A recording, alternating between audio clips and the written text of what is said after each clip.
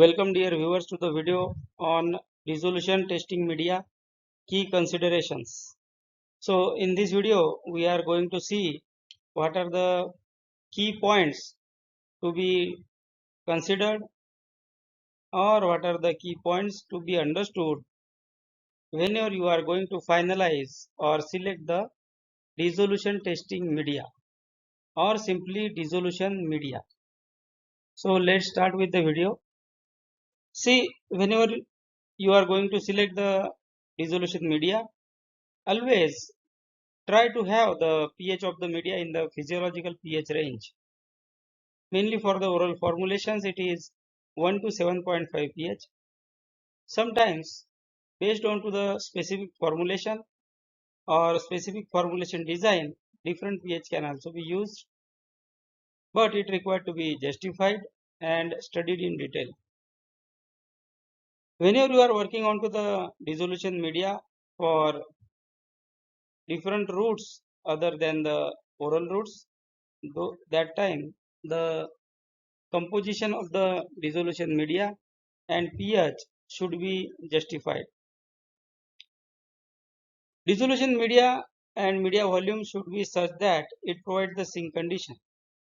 That means the media has the ability to dissolve the 3 times of the API dose or the highest 3 times of the highest strength of the formulation.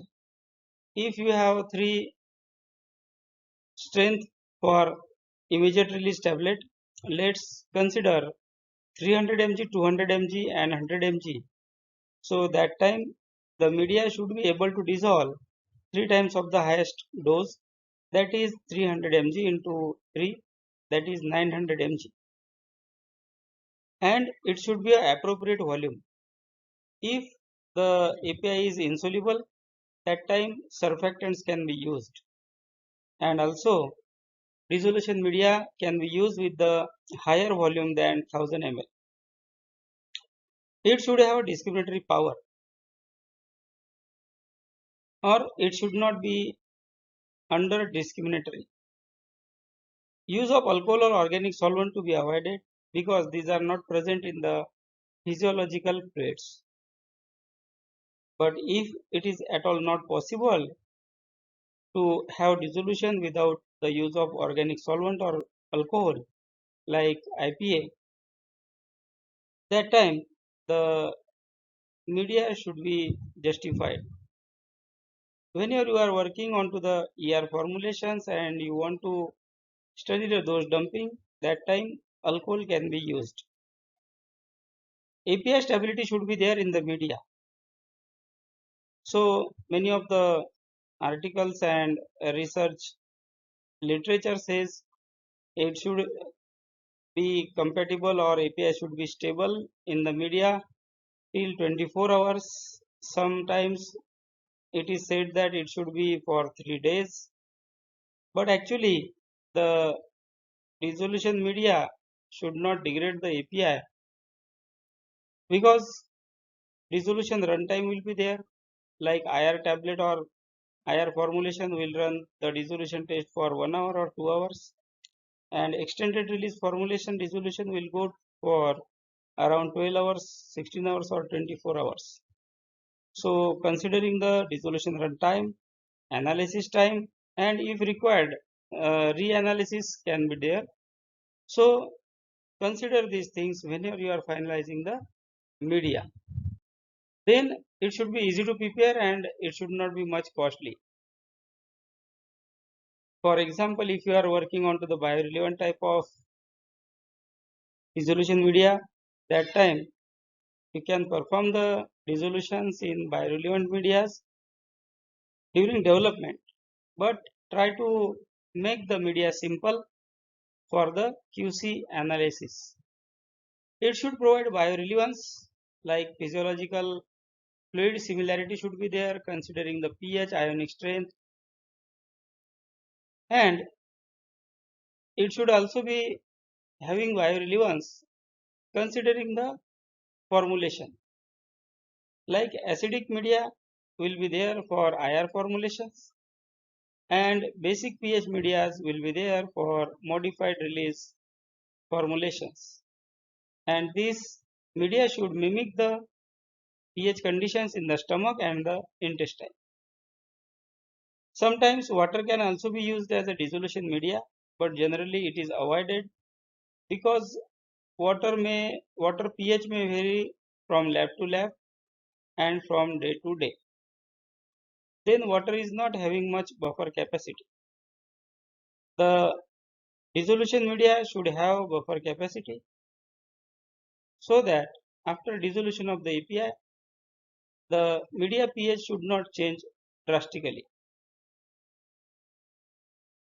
Water can be used as a media for those formulations or containing the highly soluble APIs without pH dependent solubility.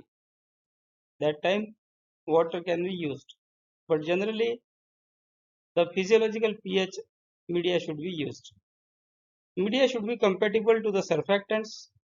It should be compatible with the API, or media composition should be compatible with the API, like API salt form. Common ion effect, you might be knowing about that common ion effect, so it should not be there. API precipitation should not happen in the media. Sometimes you may find the literature saying that or denoting that the API polymorph get changed or API converts to the crystalline form due to the dissolution media. So always try to have those considerations and always try to have those information about the API and the media.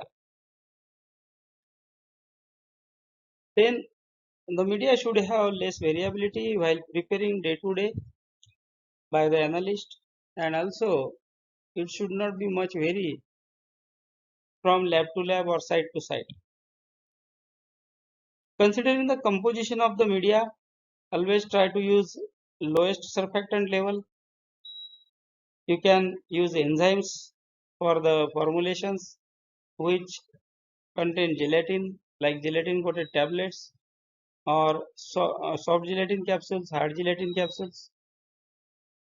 When there is a requirement of enzyme, so depending on to the media pH, those enzymes should be used and their concentration should be optimized and as per the regulatory requirements. If you are going to use salts, that time that composition should have physiological relevance. If you are going to use the ionic components, that time also consider the ionic composition. Sometimes antioxidants are also used in the medias to protect the API from degradation. Sometimes HPC, HPMC are used in the media. So these are the key considerations while you are selecting the composition. Then sodium chloride is also added in the composition, and sodium chloride used in the dissolution media is dependent onto the API salt form and API solubility, API compatibility with the dissolution media. As I said earlier that the dissolution media should provide the biorelevance. It should have the physiological fluid similarity like acidic pH media for IR formulations and basic pH media for EMR type of formulations to mimic the environment of stomach and the intestine. It should be selected based on the formulation design like immediate release, extended release, delayed release, modified release. And release site pH. That means if you are targeting the drug release at colon, so consider the pH at that site. Consider route of administration, whether you are working on the buccal tablets or sublingual tablets or the tablets which are required to be swallowed with water, or you are working on the chewable tablets, you are working on the ODT type of formulations, you are working on the delayed release type of formulation. So route of administration formulation design are critical to understand to select the dissolution media. API salt form, API solid state form, and composition is also considered whenever you are going to select the dissolution media. So these are the key considerations whenever you are going to select the dissolution testing media. Always consider all the guidelines by US FDA, EMA, ICH, and the country specific regulatory guidelines before you are finalizing the dissolution media, because many of the regulatory authorities are asking regarding the justification for selecting the specific dissolution media and media volume. So always have good understanding about the guidelines. I hope I have covered the topic in detail. If you have any suggestions, any questions, you can write down in the comments. Thank you for watching the video.